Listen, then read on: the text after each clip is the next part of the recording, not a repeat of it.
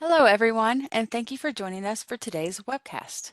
Before we begin, we're going to do a quick audio check just to make sure that you can see and hear today's presenter. Hi, Jennifer. Would you go ahead and introduce yourself, please? Hi, yes, Jennifer Ramus, Senior Solutions Consultant at Action Step. Great. I can hear and see you just fine, but I will go Wonderful. ahead and monitor the chat box for any issues the attendees might be having. So attendees, if you had problems hearing Jennifer speak, please use the chat box now and send a private message to host. And we'll begin in just a few moments.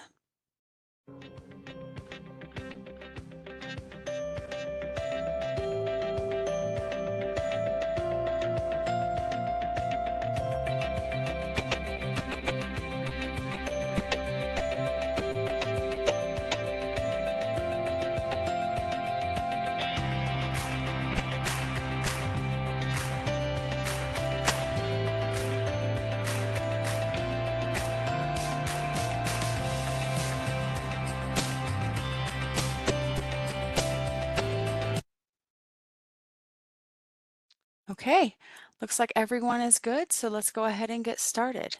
As a reminder, please open your chat box. You can find that button in the bottom right corner of your screen.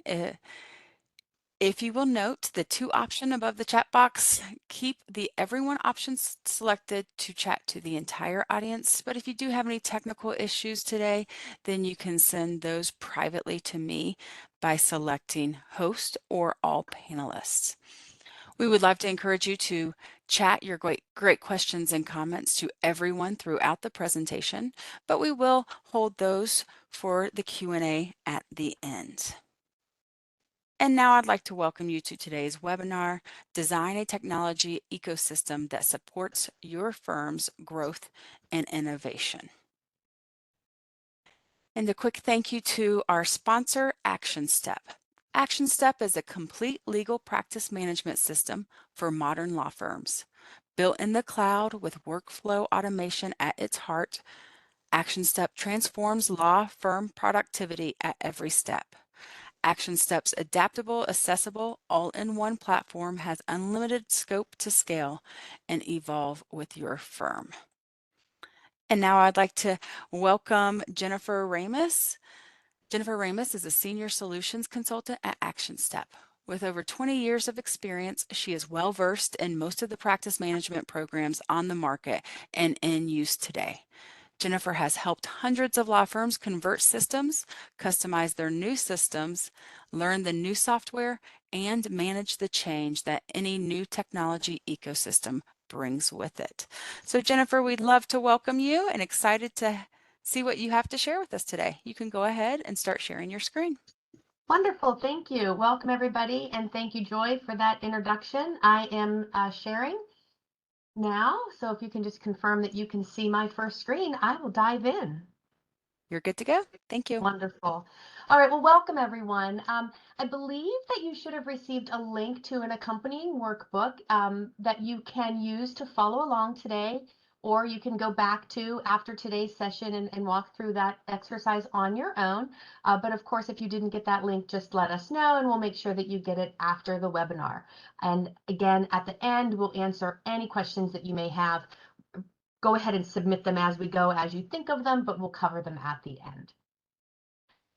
Just another quick slide about me, which we don't need to go over because Joy already told you all of my experience, and that's why I'm here today. So our format for today is for you to be able to learn how to assess your current technology ecosystem, and we're using that word on purpose.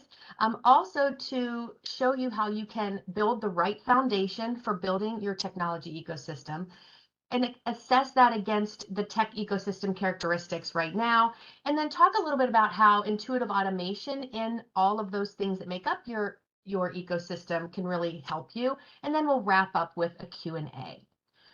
We're going to start with a quick poll, and we're going to ask you how you would rate your current technical knowledge.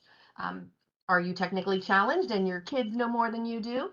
Is Google your best friend? Do you know enough to be dangerous? You can usually figure things out, or you're a pro. And so we would really love it if everybody would engage in the poll and just get an idea of how our attendees are showing up here today. And as soon as that poll is done, our friend Joy will post those results, and we'll get an idea for that. Looks like so far, most people are at least I know enough to be dangerous, right? Which is a really fun place to be.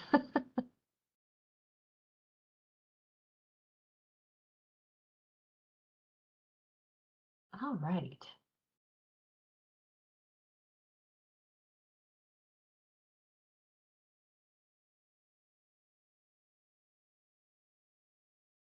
I've closed, and here's the results. Wonderful, thank you. All right, so the first thing that we are really going to get started with is, again, just sort of what our plan for today is. We're going to learn about assessing your law firm's current technology infrastructure. And that might seem simple, but there's more to it than we realize. So regardless of your role at the firm, we're going to work with you to understand your current tech stack, identify opportunities for maybe removing bottlenecks, redundant manual work, and help you really map out an ideal technology ecosystem to support your firm's business goals and also those client service ambitions, right? Sometimes the technology that we use might feel like it's working for us, but our clients have needs that they've asked of us, and we can't meet those needs without making some changes to our technology. So we're also going to look at exploring ways how you can leverage some innovative functionalities, such as automation and workflows across your technology ecosystems to really streamline your process and, again, enhance that client experience. So just a little bit of I guess, administrative definitions that we're using throughout our presentation today. A legal tech stack, technology stack, is simply all of the platforms, tools, software, and hardware solutions that your firm uses. It's not typically been optimized for how your firm works today or wants to work in the future. Instead, it's kind of grown over time, with tools being added kind of ad hoc to solve problems as they arise. We also have, the issue of maybe dated software that still worked, but there was no real reason to replace it. And so we built around maybe an antiquated system because it wasn't broken. Why fix it? So I would like for everybody to do something for me. Just take a moment and think about all the different tech solutions that you use. And when I say you, I mean the firm. Because one thing that we do see happening is that we think we have an idea of all of the technology in use, but we don't realize that there are little islands of practice groups or practice areas that might be using something in addition to what we know about. So take a moment and really think about all of the different tech solutions that you use. Think about case management, document management. Do you use something different for intake, referrals, billing, forms, maybe document assembly, any precedents or workflows? Can you count on your two hands the number of different solutions you use? Because it is not uncommon for many mid-tier law firms in the US to use anywhere from 10 to 20 different technologies within their law firm. Now, if you had to pick one software that you couldn't live without, which one would it be? And think about, what do you love about that software? Do you love the support? Do you love how easy it is to maintain? Do you love how easy it is to use? Really think about the one piece of software in your current stack that you couldn't live without, and then think hard about what do you love about that software. And again, when I say you, it's really probably an opportunity for you to survey your team a little bit. We want the perspective of multiple people. Oftentimes, the perspective of the administrator or certified legal manager might be different than the perspective of the managing partner or legal assistant or paralegal. So while we don't want 1,000 cooks in the kitchen, we do need enough cooks to be sure we have a representative sample of everyone in our firm. You might pick a software that you love, and it might be completely separate from something that someone else in your firm would pick because you have different jobs and you have different roles, and the software can sometimes do different things for different people. Along those same lines, what software would you axe if you could? You've never had to use it again. Which software would it be? These are the programs that were supposed to make your job easier but really didn't. What don't you like about the software? Is it clunky, unreliable, difficult to use? Do you struggle to find support or a consultant? Sometimes that's the issue, right? The program in and of itself isn't the problem, but when you need changes or administration of the software, you don't have an easy resource or an accessible resource for support. So really think about all the software that you use. Do you love it? Do you want to get rid of it? And why? And we have another quick poll coming up based on that comment I made that most mid-tier law firms are using anywhere from 10 to 20 different programs in their tech stack. How many do you believe that you have in your current tech stack? Under 5, 6 to 10, etc. So we'll give that poll just a minute to run, and we'll be back in a sec.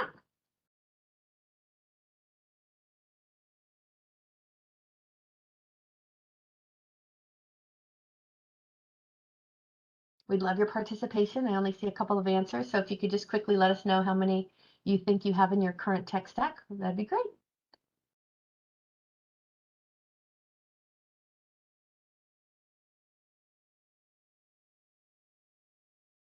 And really think about everything, whether it's something that is terrestrial installed on your network, if it's a cloud program that you use, if it's an app on your mobile device that you use, if it's a piece of hardware like a copy machine or a centralized scanner, all of those things really combine to be part of our tech stack. So really be thinking about everything.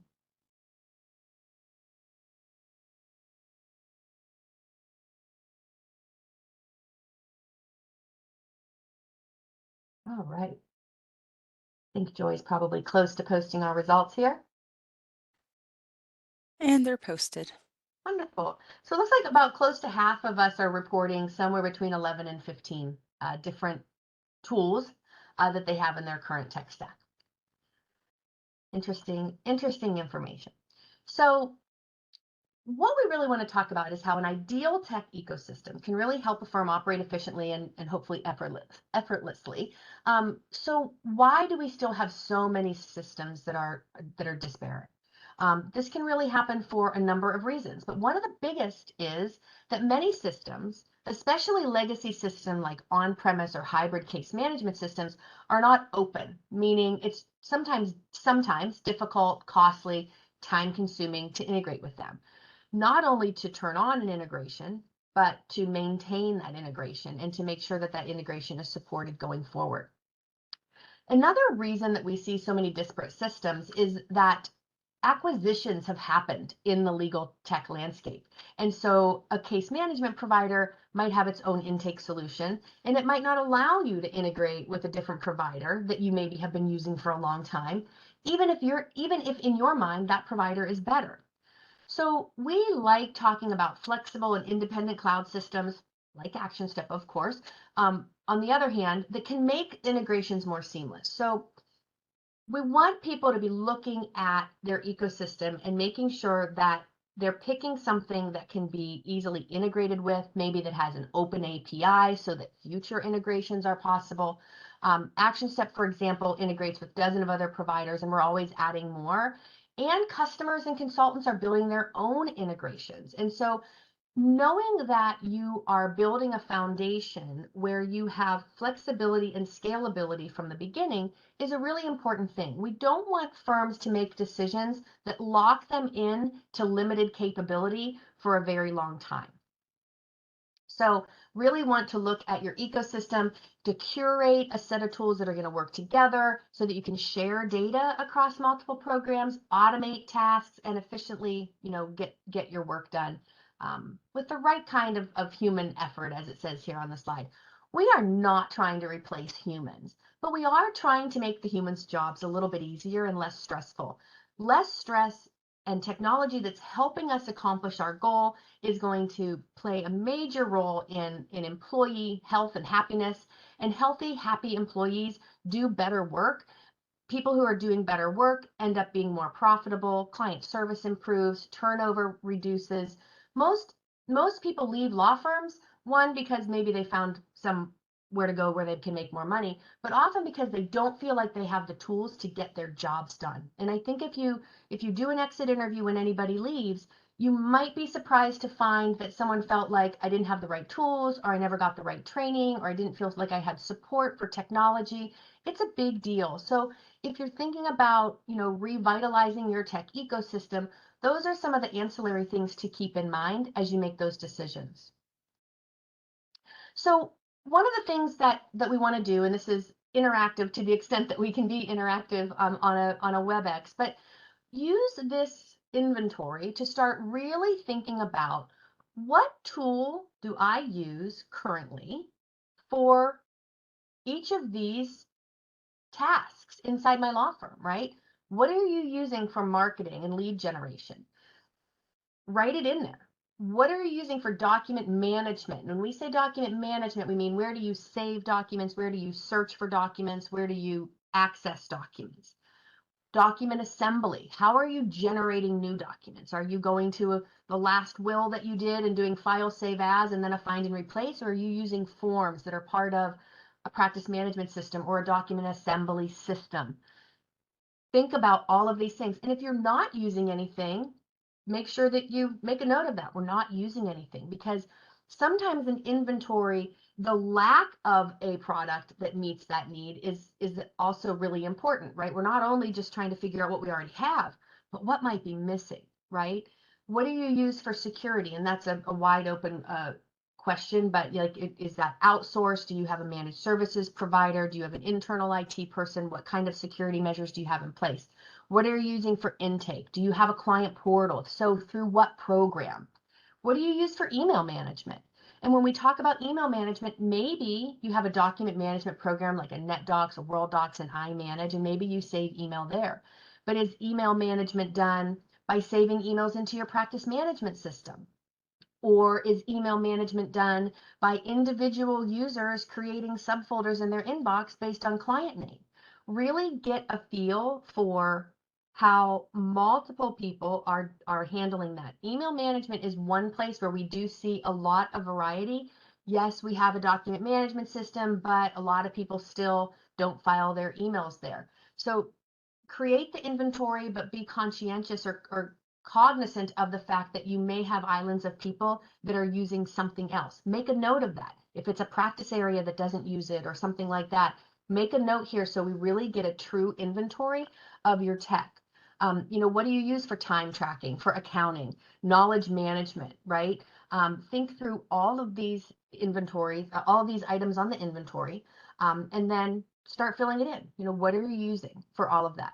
Because what we're going to try to do here is talk about, if you're using all these systems, which ones are integrated with each other? Where do we see efficiencies? Where do we see bottlenecks? Where do we see gaps? Okay.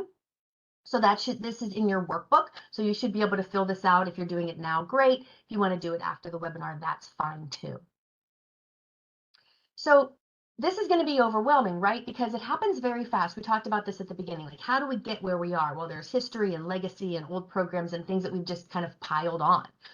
Lawyers, administrative professionals, IT teams, and other staff, They tack on numerous point solutions. So single purpose tools that often require kind of costly customizations and often don't evolve with the firm needs. And so the firm ends up with an expensive, complex, outdated, and inefficient tech stack before you even know it. Don't feel guilty about what this looks like. We're really just trying to level set so that you all have a roadmap for what do I replace? What do I need to do to build a real ecosystem? Is you can imagine that trying to manage all the different programs and all the different tools and all the different data across the globe here is going to be hard to do. Once you've identified all the products in use, we'd really like you to think about all of those products in a little bit of a broader way. So think about the reason or the purpose of that particular tool in your tech stack. Okay, so what's the tool used for? What's the name of the tool? And then I'd like you to categorize it into one of three buckets. The first bucket being, is it used to manage growth? So this is a tool I use to win clients, maybe do intake, etc. Is it a tool that we use for work management? So working efficiently, communication, tasks, automation, etc. Or is the tool something that we use for business management? So gaining insight into the firm's activity, having one set of data, transparency across systems, reporting across things like intake, matter management, billing, and profitability. And is the data in that system used to make informed business decisions to measure progress, success, failures, etc.? So we start out with a very kind of, granular, like name of the product. But then what we want you to do is really identify the bucket. Is it a growth tool? Is it a work management tool? Or is it a business management tool?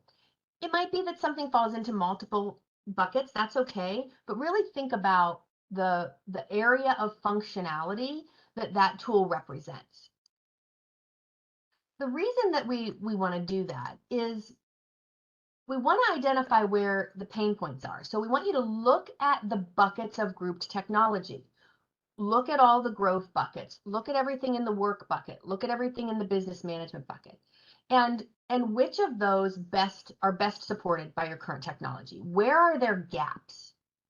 Where are there opportunities to strengthen some of the tech capabilities? And then how do those tools and the opportunities to strengthen them line up with your priorities as a firm? And what we mean by that is look at the buckets, but then also write your top 3 business goals down.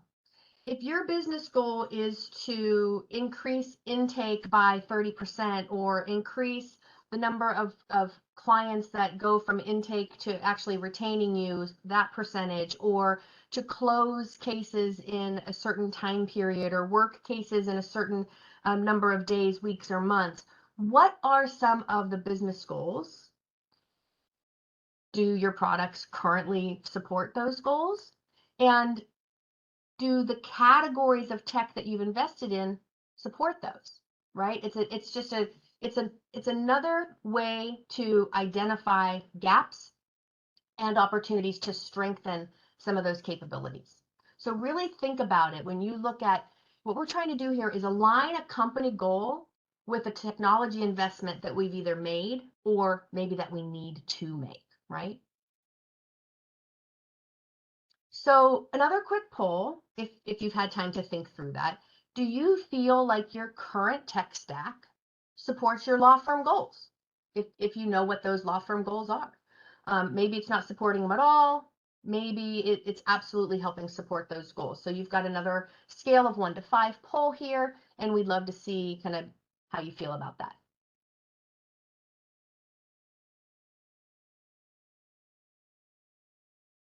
These polls also give me a chance to take a breath and take a drink.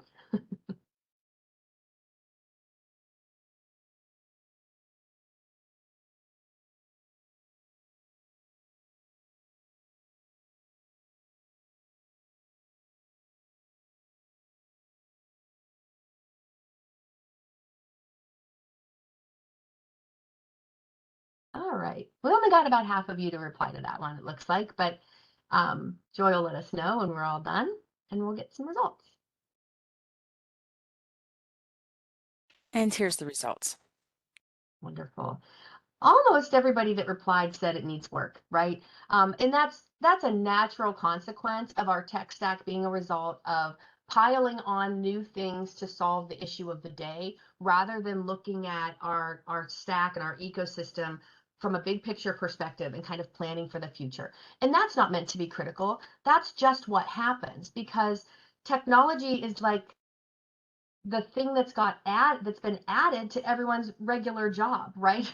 We have to do 100 other things on top of make sure that our ecosystem is supporting all of our goals. And making changes to technology is expensive. So sometimes cost is prohibitive to making better decisions and better investments in our tech eco stack. But if we have a plan, then we can budget and we can discuss the investment and what we expect the return on that investment to be. So what we want to do also is assess your tech ecosystem characteristics and really determine some of the characteristics. So there's 5 characteristics of great technology, right? We want technology that is streamlined. So you aren't logging into a ton of tools, data is shared and available when and where you need it. Because cloud technology often has an open API, it makes it a lot easier to kind of harvest data or integrate with other cloud software and share its data. So it feels streamlined. We also want an ecosystem that is flexible. And when we say flexible, we mean accessible from anywhere on any device. Cloud tech is browser-based and runs from secure data centers and requires no real local install for the most part. There's no infrastructure or security worries from your end. It's flexible. And if the last 5 years have taught us anything, it's that we absolutely need to be flexible. We also want it to be scalable. So most cloud technology typically comes on a monthly subscription that you can dial up and down as you grow with no obligation. So it supports whatever future growth your firm is working towards. It's scalable. When we talk about scalable, we're also not just talking about, hey, I can add and remove users on a whim. We want to make sure it's scalable so that if we're talking about, I have a 5-year plan to acquire a smaller firm, or my 5-year plan or my 3-year plan is to double the number of attorneys. We want to know that your future growth plan, so your business goals, are going to be supported by the program that you choose. Some programs on the market will say, hey, our sweet spot is 10 and under users. If you have growth plans, you want to know what limitations a particular vendor might self-inflict on their product, right? If they're saying, hey, we're really best for 10 and under, and you're already 7, is that a good investment for your firm? If you're winding down, you're close to retirement, but it still means you still have to replace your technology, that's something to think about too. Is it scalable the other way? Can I wind down? Those are all things that we should be thinking about. We wanted to have an adaptable operating system that can grow and evolve and react to changes in your firm, meaning things like maybe acquiring another firm, maybe adding an entire practice area. Let's say you pick a system that is really, really great at doing flat fee billing because you're an estate planning firm and all you do is flat fee billing. But then you merge with a firm that does a lot of hourly or contingency work, and the program that you have maybe doesn't handle that as well. Maybe they don't have a really streamlined way to do hourly, monthly billing and trust to general transfers and all that good stuff. So we really want people thinking about, is the software adaptable to changes that could happen in my firm? Because change is expensive, right? We want people to make decisions that will not come back to bite them later or keep them strapped in a particular situation that they don't want to stay in. A great tech ecosystem should also automate or repeat redundant tasks and make people's jobs easier and less admin manual entry heavy. We also love that automate includes updates. I know from my 20 years of experience, when we had more traditional software that was kind of installed on the client, workstation and the server. When there was an update to run, we had to kick everybody out. We sometimes didn't know how long they'd be out. It was manual. You had to pay your IT person to run the update. When you're using a program that's cloud-based, you improve the automation because those updates run automatically. Now, a long, long time ago, people had some kind of pros and cons about that. They were like, they didn't want things to change without notice, etc. But we've really entered a time where the updates are communicated well and typically are for the benefit of everyone. And so we really like that it minimizes our downtime for our firm when we're using a cloud system, whether it's practice management, time billing and accounting, document management, intake. I'm not just talking about practice management here. When those updates are running automatically, we know when they're happening, they're planned, they're typically after hours. That really has a positive impact on our firm's productivity. We don't like being shut down. So, this step here, kind of assessing your tech ecosystems and saying, hey, does my practice management program ensure flexible and secure access, scale for growth, adapt to change, automate? Does my document management system? We really want you to look at every product that you use and identify whether it hits all five. It may or may not, but let's get again an inventory of where are some of our products falling down. That might help us to prioritize which ones maybe need to be replaced. Let's dive in a little bit more to each one of them. So streamlines efficient data sharing. That's our first tech ecosystem characteristic. So we're talking about overall core functionality and then potentially specific point solutions, maybe practice area specific, etc. But we want to talk about, we believe that it's helpful for most firms to try to have fewer systems to integrate because it allows those systems and those integrations to be managed more easily, right? The more layers you add, the more points of failure you introduce. But we also want to try to avoid overlapping functionality. So streamlined really means, can I minimize the number of programs I'm using? And can I make sure to avoid overlapping functionality? We also want to look for multifunctional systems, right? That kind of goes to up to fewer systems to integrate, deep integrations, and that programs that have a similar market kind of focus area. Okay.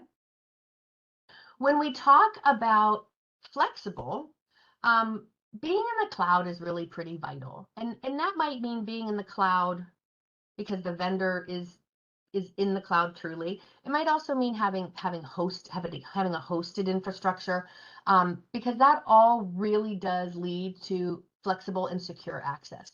So it goes without saying that the software that you're leveraging in your firm should be accessible on all of your devices. This is very hard to accomplish with older technology. We know that people need to be able to sit down at their desk in their office and have access to everything. That's a given. But I also need to be able to work from home and log in from my home laptop and not have to have a bunch of software installed there and a VPN or a Citrix desktop if we can avoid it. We want instant access to our data so that we can provide client service from no matter where we are. Legal has always been a profession that kind of requires lawyers to move about, whether they're in court, at client offices, maybe you go to your clients' homes to do a personal injury intake or to do estate planning signings. So we really want you to be able to take your data with you safely and securely, and doing it through a browser really helps with that flexibility.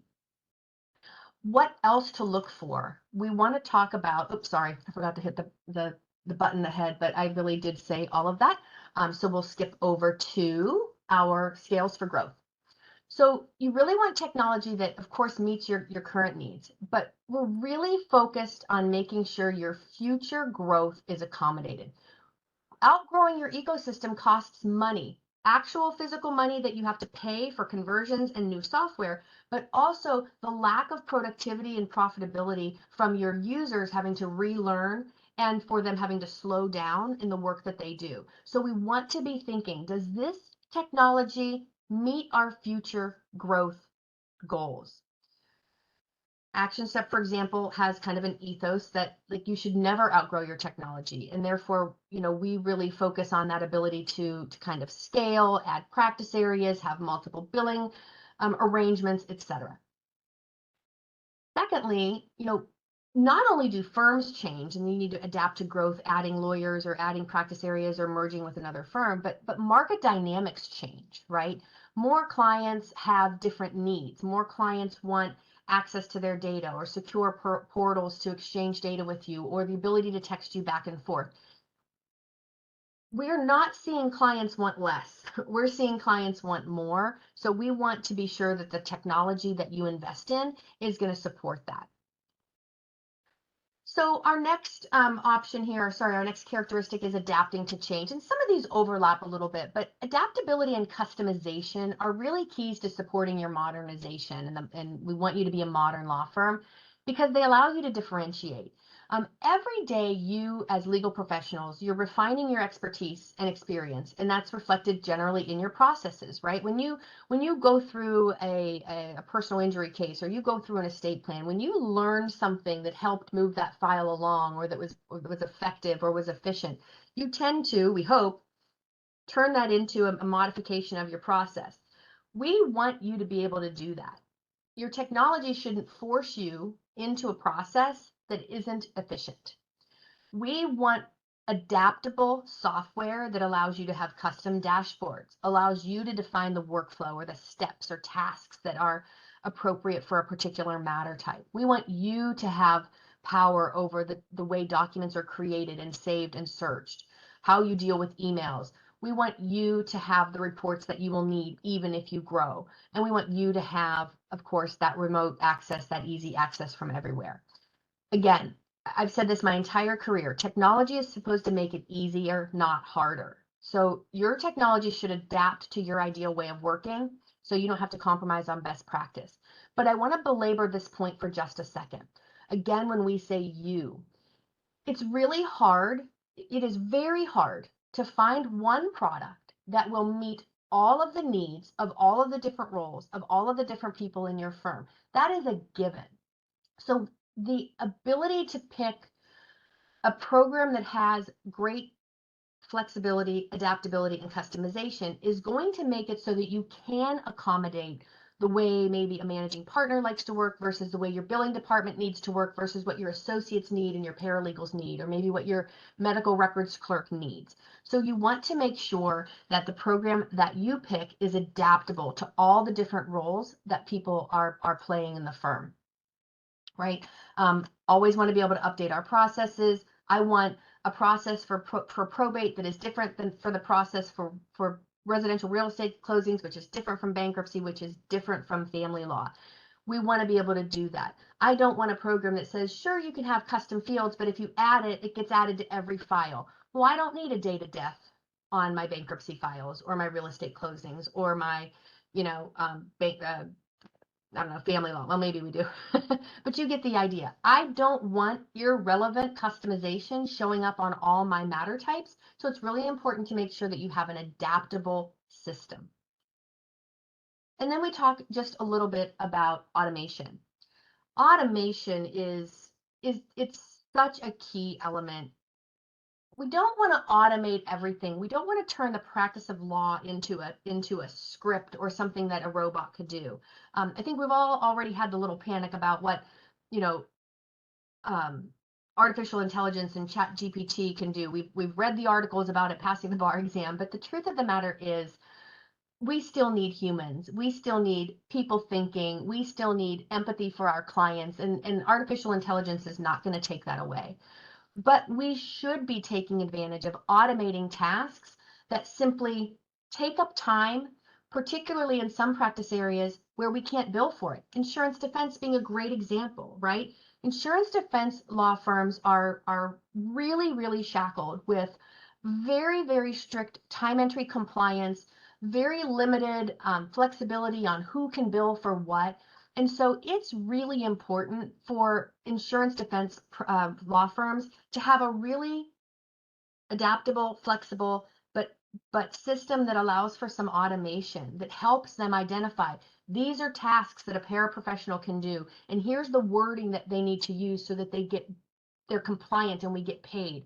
And if we can create tasks automatically and assign them to the right people and automatically have the right L code and A code on that time entry, not only do we improve our likelihood of getting paid on that particular bill, we deliver time back to the humans who used to have to manually fix all of that, right?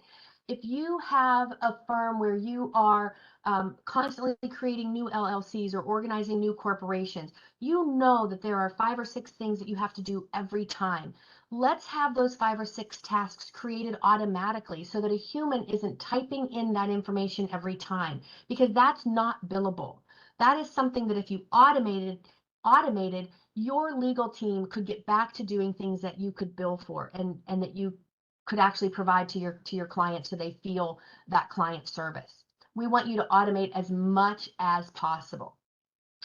So, automation goes beyond here are the tasks, here is the team. It goes to document assembly. It goes to document generation, right? Let's say that you have a really high volume document that you use in your firm. Maybe it's an authorization for medical records release, or maybe it's just your general retainer letter. Let's stop creating that from scratch or going to the last one that we used and doing a find and replace, because that really opens up the opportunity for errors of both omission and inclusion. We can include something that should not have been included, or we can omit something that should have been included. So document automation not only speaks to the need to automate, but it really does improve not only efficiency, but accuracy. And inaccuracies are embarrassing. And while they might not rise to the level of legal malpractice or legal negligence, it doesn't rise to the level of great client service. And clients do not like getting something where their name was updated 9 places, but the 10th place had the last client's initials on it that signed a will, right? So we want to lighten the load of some of that repeatable, automated work that we do. But we're not trying to replace the humans. We're just trying to make the work more streamlined, and we want to automate as much as we can. We also want to talk about mapping out your ideal technology stack. So the next step that we talk about here is really about evaluating your current stack and then creating your ideal stack. So think about your must-haves. We talked about this early on. What are the things that you cannot start or end your day without? What are your nice to haves? Where do you experience bottlenecks and redundancies? These can be a great indicator of what to fix first. For example, let's say that you have an estate planning practice and you seem to move your cases through intake and document draft from the paralegal right away, but then there's a gut feeling that the bottleneck is in the attorneys reviewing those documents so that you can make any changes. And sometimes you're waiting and waiting and waiting for attorney review.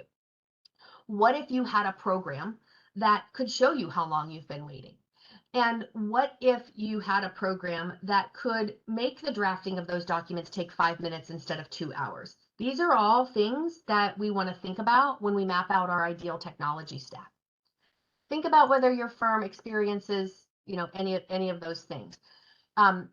Does your firm experience duplicate work across systems? For example, I might have a practice management program and a time and billing program and a document management system. Do I have to create my client and matter in all 3 of those systems? Or do I have an ideal technology stack plan where if I create it in one place, it creates it for me in all 3 places, eliminating manual tasks and also removing as much human error as possible, right? Does your firm struggle with locating information, determining a case status, answering clients' questions, right? Client calls and says, hey, I know I have a deposition coming up, or I know we have a meeting coming up, but I forget when it is. And you can't find the information because it's siloed somewhere. It's not on a calendar that everyone has access to. It's on the one attorney's calendar managing that case, and you don't have access to that calendar. You can only see whether they're available or not. So we really have to think about where are there opportunities for us to streamline and make more of the data transparent? Do you have difficulty validating the accuracy of information? We see this all the time with contacts, right? If I don't have a firm-wide system for contact management, I have Jen's contact in my Outlook index, and Joy has it in her index, and someone else has it in their index. Maybe you have my last name, you have my middle initial, you have my email address, you have my name spelled wrong. We waste time emailing the firm and having 20 people stop and read it to say, hey, does anybody know which contact for Jen is the most up to date? We want to eliminate that. That's just wasteful. It's wasteful of time and resources and really smart people doing things that they shouldn't have to do, because we could use technology to solve for that problem. You know, not being able to validate the accuracy or timeliness of information is a real problem. Not being able to evaluate the profitability of practice areas or clients or matters. Sometimes firms think, hey, I had enough money to make payroll and pay all the bills, so I must be profitable. But if you really dove into, hey, we charge a flat fee for an estate plan, and let's say we charge $1,200 for a simple will, husband and wife, each to each other, and all the standard ancillary documents. If you're tracking your time, including the legal secretary and the paralegal's time, that is not something that you should ignore, and you look at the cost of the resources to provide the work and then what you collected for the work, was it actually profitable? And you need to make sure that the technology you pick would enable you to make those decisions, right? You might find that you have a highly, highly profitable practice area, and you want to add more attorneys so that you can maximize that kind of work. But you also might find that taking the every once in a while PI case because you don't want to say no, but it's not really your bread and butter, isn't actually profitable. You might feel like it because every once in a while you get a big check for your 33%, but how much did it cost you to get that 33%? So we want to be sure that the programs that we pick really help us identify profitability of practice areas, clients, or particular matters. I skipped around a little bit because I moved forward. I have some more notes on the bottlenecks and improved workflow.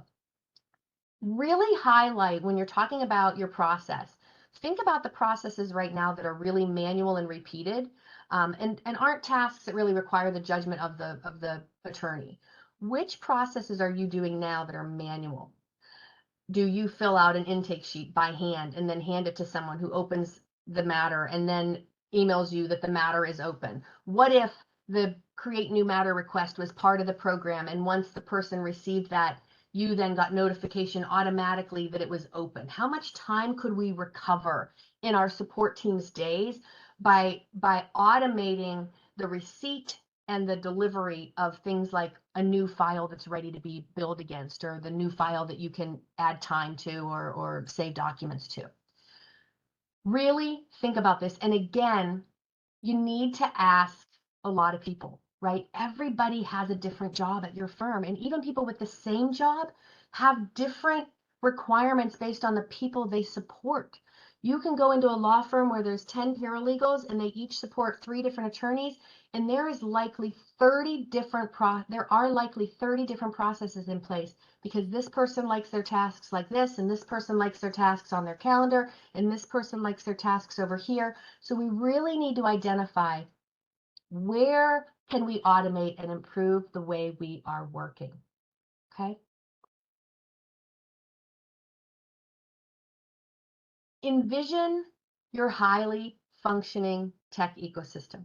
This screen is about our plan, our goal of where we want to be. This is our vision for a highly functioning tech ecosystem. So the slides, several slides back, was your inventory. What do you have now? Where we talked about, what do you have? What is it used for? What bucket does it fall in? Growth, business, work, management, etc. What can't you live without? What can you not wait to axe? That's all really great. After learning all of that and seeing what you use and what you need and identifying places where you see opportunities for automation, etc., now envision your highly functioning ecosystem, right? And of course, Action Step is sponsoring this, so we've made Action Step front and center here as your practice management system. But the truth is, we want you to find the right center, right? The right foundation to build your ecosystem around, whatever practice management system that might be. But think about What would an ideal tech ecosystem look like for marketing and email and intake, for accounting, for business intelligence, right? Reports and dashboards that maybe don't come standard with my practice management system. What am I using for e-signature? How do those, we want this highly functioning tech ecosystem to include things that integrate with each other to the greatest extent possible. So what we have seen work for thousands of customers is, again, kind of finding the one core system that accomplishes most of what you need. In a lot of situations, that is your practice management system. And then add complementary tools, integrations, etc., that get you the rest of the way there. If there's a single point solution that you need because maybe you're a general practice firm and 90% of your or 80% of your business is, real estate, corporate, family law, what have you, but you've got a patent and trademark division. There might be a single point solution, a very specific program for IP that you need to use.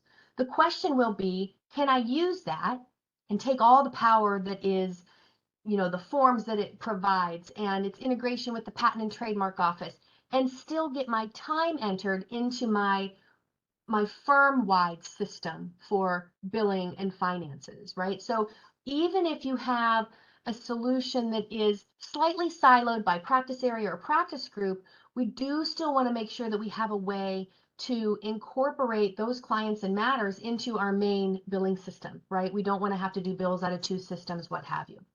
So again, start at the center, go back to your firm goals. Think about the things that you want your firm to do exceptionally well, then start with a system that gets you most of the way there. Then think about what additions that you need to make. Pick your spots for integration. There's just lots of different, there's no one size fits all. There's no law firm on here on this call today that's exactly like another law firm on this call today. So we want to help you avoid surprises, right? So a lot of times when people are building their tech ecosystem, because time is valuable and precious, but they don't always ask all the questions that they need to ask. When you are building out your ecosystem, don't make any assumptions. If you are getting demos, require that vendor to show you the integration. Don't let them say, yeah, it integrates. See it. Because what if it integrates, but not in a manner that you find helpful, or not in a manner that changes your life or makes your job easier? Then maybe that's not an integration that really supports your business goals, right? Really vet out the vendors. Make sure you see the integrations that you're relying on to meet your business goals. So, lots of variety here, again, based on the systems. You might have a system in use that you love. Let's say you're using NetDocuments and you love NetDocuments and everybody's happy with it and there's no need to change it. Not saying that NetDocuments becomes your center, but it does become maybe the program that you have to think about the integrations with to start, right? So maybe you eliminate practice management or billing programs that don't integrate with NetDocuments. If you've identified something from back in one of our very first steps that you can't live without, that may share the center stage here with your practice management system, but make sure it's for the right reasons. Make sure it's not because that's just the way we've always done it or it's just cost. Make sure that this plan is going to scale, be flexible, be automated, etc., and that it can grow with your firm.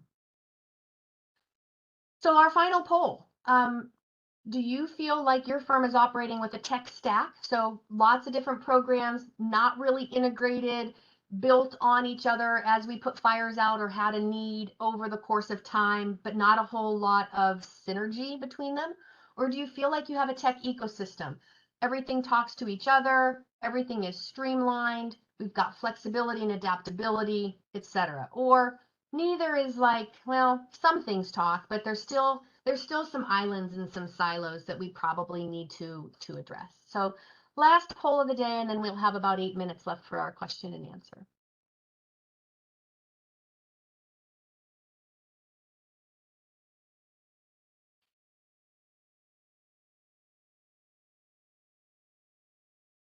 All right. Yeah, it seems like most people feel like it's more of a tech stack or neither. In fact, nobody that answered said they felt like they had a tech ecosystem. So, that inventory slide that's in your workbook is really going to be just such a powerful place to start. Um, get an inventory of what you've got, and then talk through with your users, what can't you live without, where are the gaps and redundancies, understand your business goals, and really work to put together that future state ecosystem. And one thing I should say, putting together that future state ecosystem, for those of you that are budget conscious, that doesn't mean you go buy everything all at once. We know that that might not be a feasible plan, but having a plan that you can put into what are we doing with the 1 year tech budget, the 3 year budget, the 5 year budget? What adjustments do we need to make so that we can get everything in this particular time frame? This is all information that you need to plan for your highly effective ecosystem. And hopefully you found out some things today that will be helpful. Hopefully the workbook will be helpful. Sometimes just having a place to write it all down and see it is really, really powerful. So that's pretty much wraps us up for today.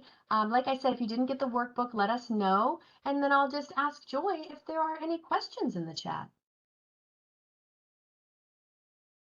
Thanks, Jennifer. Yeah, I don't have any questions, but I do want to encourage the attendees before we're jumping off here to go ahead and put those questions to everyone in the chat box, and we'll be able to answer and address those. Yeah. And while we're waiting for that, I will mention something, Joy, yeah. if it's okay. A lot of times I think about, what questions have I gotten before? And so I'll just kind of trigger maybe get people's juices flowing here.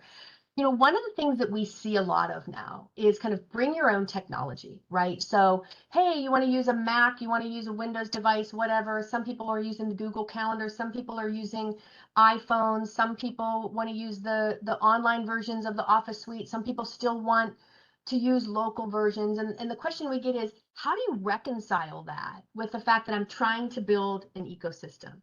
And I think that the answer is you have to pick products that will allow for that flexibility. For example, and again, I'm from Action Step, so of course I'm going to talk about Action Step, but this is a question to ask any vendor. Let's use calendars as an example. Let's say you had a bring your own technology policy, and you've got a handful of people that are using the Google Calendar. You want to make sure that you pick a practice management program that allows for both a Google Calendar sync and an Outlook Calendar sync.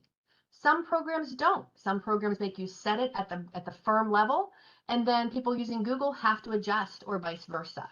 If you know you have people that want to use a Mac versus a Windows machine, you have to pick a program that is operating system agnostic, unless you're going to tell them that they can use a Mac, but they have to run dual operating systems on it, which typically undoes the reason someone wants to use a Mac, right? If you're just running Windows on a Mac, why use the Mac? So know that going into the creation of your tech ecosystem. Know that going into it, because that goes to flexibility, right? One of those characteristics of our technology. Is it flexible enough to allow for the element of bring your own that we've established at the firm? Thank you so much for adding that in, Jennifer. I'm sure that's a helpful way to Yeah. get started, right? Yes, and my apologies. I missed an update automation to the slide. That is Beth's contact information, who did the initial presentation for you guys. But any questions that you have can also be sent there to Beth. She'll get them to me, or she can answer them as well. So you've got a team of people that can answer any questions that you might think of later. That's great. So there is that contact information, beth.thompson@actionstep.com. Feel free to jot that information down if you do have questions that you do not want to ask at this time. And then Jennifer, I'm going to go ahead and say let's close out today's webcast. So if you have any final remarks that you would like to share with the audience, go ahead and do so, and then I will close this. Oh, I have a question that just came in. What about security products to add to your stack? Yeah, I mean, we do have a spot in the inventory for what security products are you are you currently using? And that could be, you know, firewall policies, that could be spam filters, that could be, you know, antivirus. All of those things should be mentioned in your workbook. But absolutely, it's in the inventory, and then put it on your ecosystem. You know, the ecosystem screen that we gave you, you can add additional things to that if you need to. I thought security was on there, but yes, absolutely, security should be a very big part of your tech ecosystem. Great. Thanks for adding that in. Sure. And yeah, let's go ahead and close out just to give you a couple minutes back to your day. So Jennifer, if you have your closing remarks, and then I'll end us. No, really just want to thank everybody. Thank the ALA for asking us to be here today. Thank all of the attendees. We hope you got something out of it. Thank you so much. And this does conclude today's webcast. I want to thank everyone for attending and also remind you that a recording will be available later today. We will send all registrants an email tomorrow with that link. You will also see there's a link to the workbook that Jennifer has mentioned a couple times, as well as a link to a PDF copy of the slides. We'd love to invite you all to join us again, so please visit our event calendar to sign up for future webcasts. Thanks, everybody. Thank you.